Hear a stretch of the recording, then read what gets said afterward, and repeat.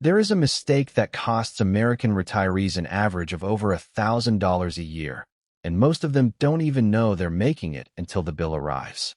It's not a scam. It's not a bad investment. It's a simple form they forgot to fill out on time.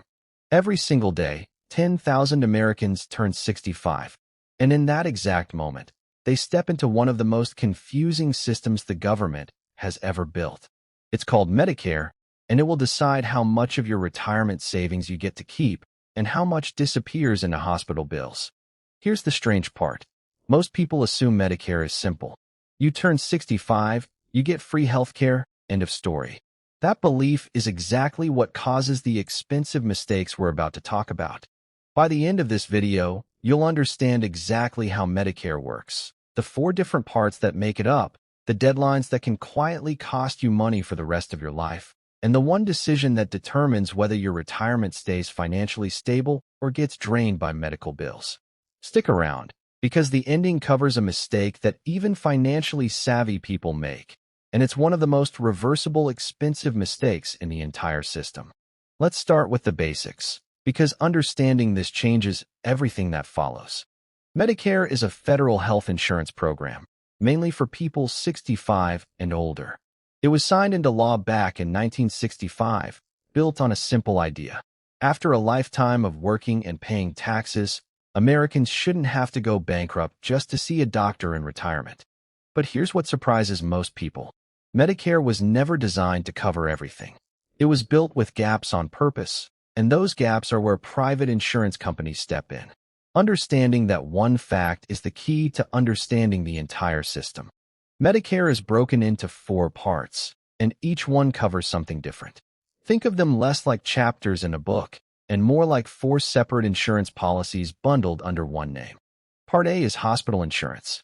This covers inpatient hospital stays, skilled nursing facilities, hospice care, and some home health care.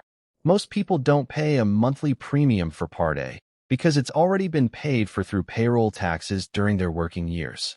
If you or your spouse worked and paid Medicare taxes for at least 10 years, this part is essentially free. But this is where things get interesting. Free doesn't mean fully covered. Part A still comes with deductibles. In 2026, that hospital deductible sits above $1,600, and that's just to walk through the hospital door. Stay longer than 60 days, and additional daily costs kick in. Part B is medical insurance. This is where things get more expensive and more important. Part B covers doctor visits, outpatient care, preventive services, and medical equipment.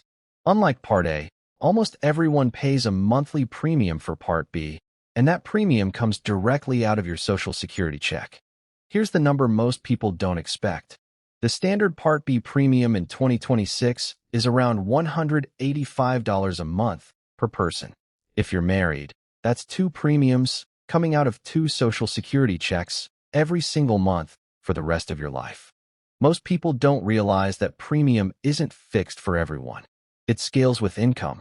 Earn more in retirement, and the government charges you more for Part B, sometimes significantly more. This surprises a lot of retirees who assumed healthcare costs would drop the moment they stopped working. Now here's where the real story begins, because Parts A and B together are often called Original Medicare. And Original Medicare, by itself, leaves a massive hole in your coverage. Original Medicare does not cover dental, vision, or hearing aids. It does not have a cap on how much you could pay out of pocket in a bad health year. There's no limit. If a serious illness hits, the bills can keep climbing, with no ceiling in sight. This is the hidden truth insurance companies count on. Fear of that uncapped exposure is exactly what drives millions of retirees toward the next 2 pieces of the puzzle. Part C is known as Medicare Advantage.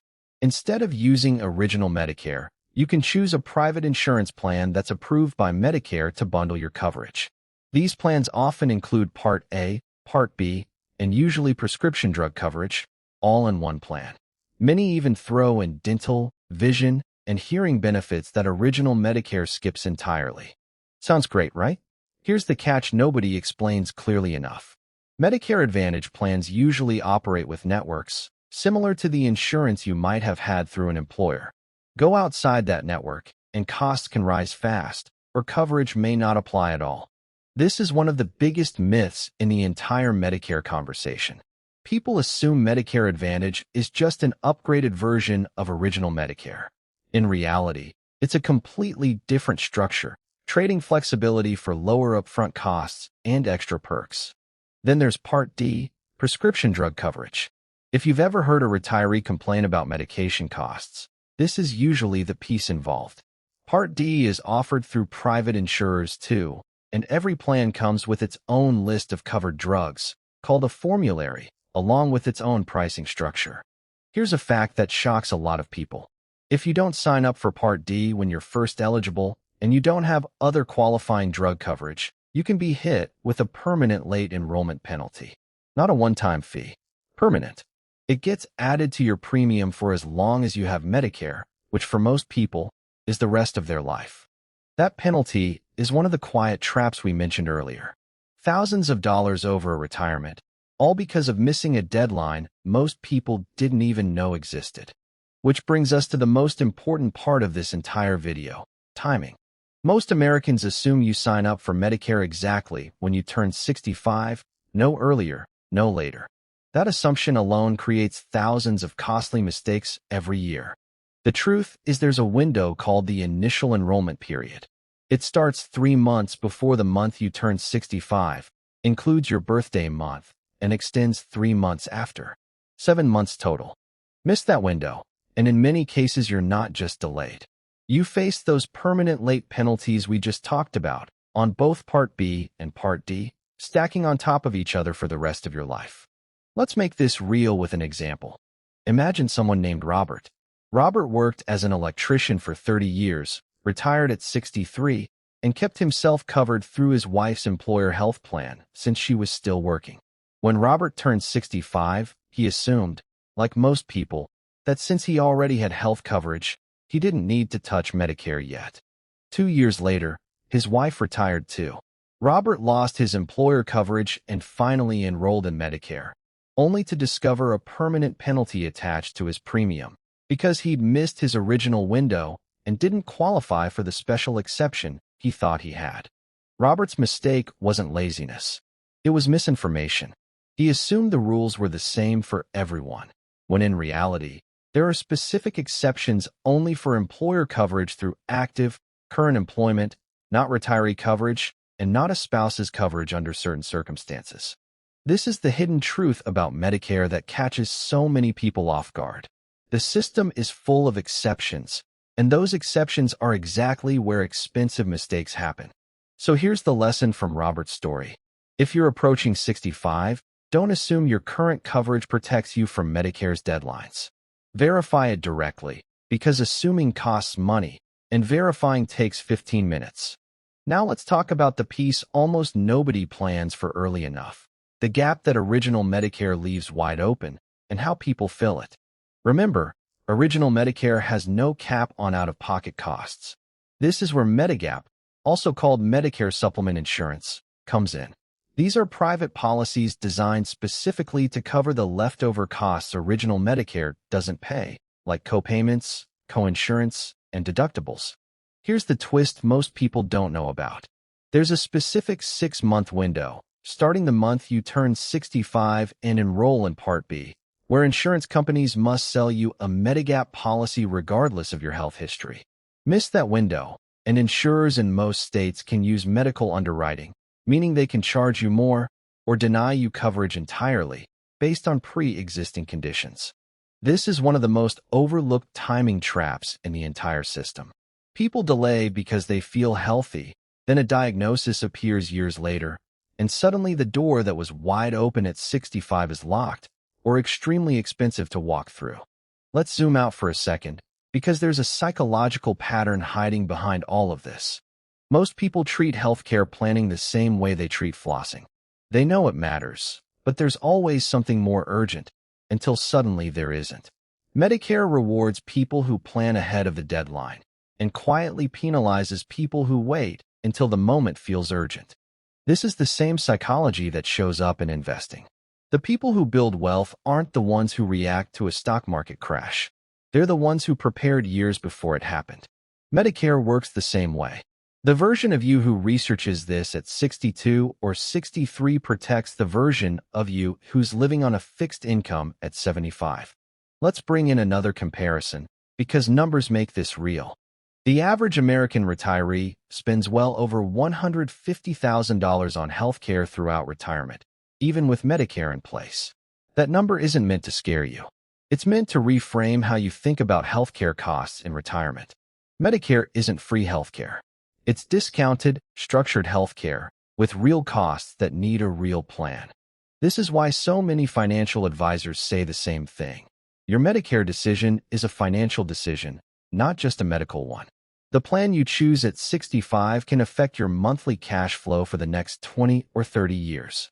Most people don't realize how much these small monthly numbers compound over decades. A $20 difference in premium between two plans doesn't sound like much in isolation.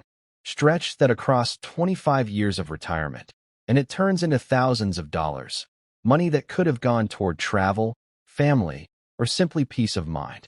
Healthcare costs in retirement aren't a single decision made once. They're a recurring monthly expense that deserves the same scrutiny as a mortgage payment or a car loan. Now here's a common myth we need to clear up directly. A lot of people believe Medicare covers long-term nursing home care. It doesn't, at least not the ongoing kind. Medicare only covers short-term skilled nursing care after a hospital stay, usually limited to a matter of weeks. Long-term custodial care, the kind many families eventually need, is not something Medicare pays for. This myth causes real financial damage because families build retirement plans assuming Medicare will handle that cost later and discover the truth only when a parent or spouse actually needs long-term care. That gap is often filled by long-term care insurance, personal savings, or in some cases, Medicaid, which has its own separate eligibility rules based on income and assets. However, there is one problem nobody talks about, and it involves the connection between Medicare and Social Security. If you're already collecting Social Security before you turn 65, you're automatically enrolled in Medicare Part A and Part B. No forms, no phone calls, it just happens. That sounds convenient, but it hides a costly trap for a specific group of people. If you're still working past 65 and covered by a solid employer health plan, being automatically enrolled in Part B means that premium starts coming out of your Social Security check, whether you need Part B yet or not. Some people don't notice for months, quietly paying for coverage that duplicates what their job already provides. The fix is simple once you know it exists. You can decline Part B during that window without a penalty, as long as your employer coverage counts as creditable coverage. But almost nobody explains this clearly at 65, so thousands of working Americans pay for insurance they don't need, simply because no one told them they had a choice.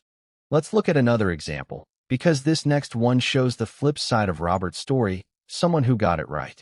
Consider a woman named Diane. Diane was a schoolteacher who planned her retirement transition 3 years in advance. Around age 62, she started reading about her Medicare options, not because she needed to yet, but because she wanted to understand the system before she was under pressure to decide. By the time Diane turned 65, she already knew which parts applied to her. She had compared Medicare Advantage against a Medigap policy paired with a standalone Part D plan, and she enrolled during her initial enrollment period without missing a single deadline. She avoided every penalty Robert ended up paying. The difference between Robert and Diane wasn't income, and it wasn't education level. It was simply timing and information. Diane treated her healthcare transition the same way a smart investor treats retirement planning, starting early, reading the fine print, and making decisions before the deadline forced her hand.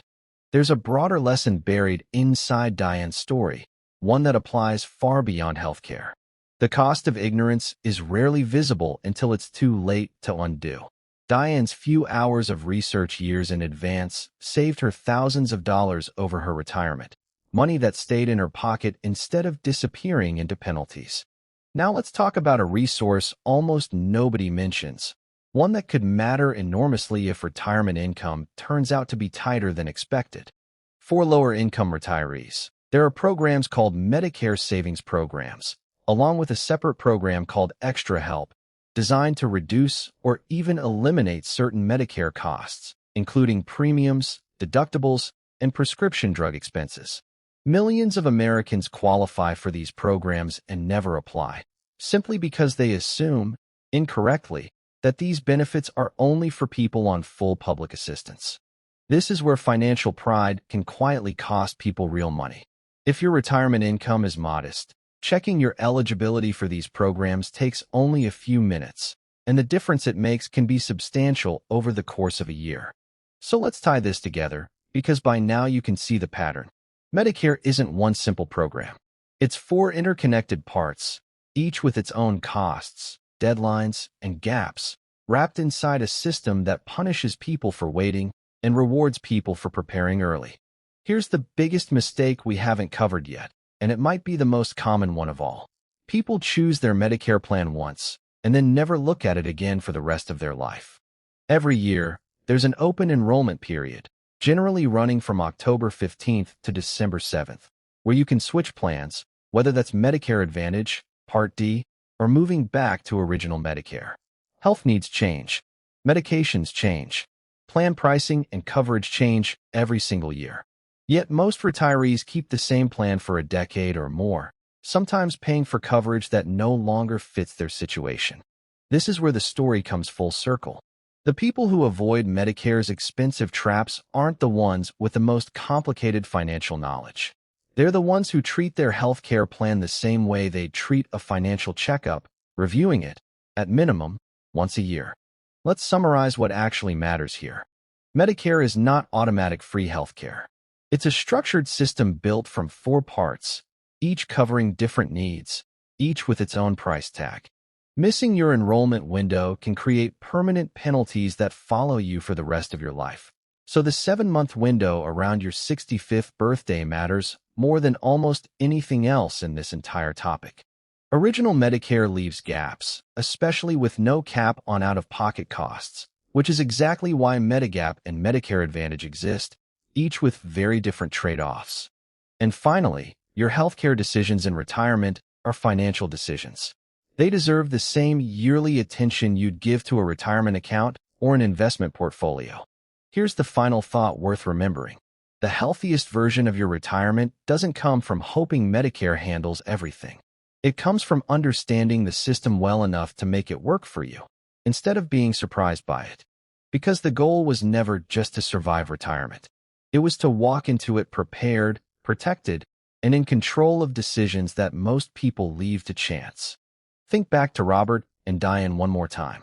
Same country, same program, same set of rules available to both of them. The only real difference was who took the time to learn the system before it was urgent. That single choice, made years apart from any actual medical need, is what separated a retirement burdened by permanent penalties from one that ran smoothly from day one. If this helped you understand Medicare a little better, that's exactly why this channel exists, breaking down the financial systems that affect real people's lives. Subscribe for more videos about money, investing, and building wealth.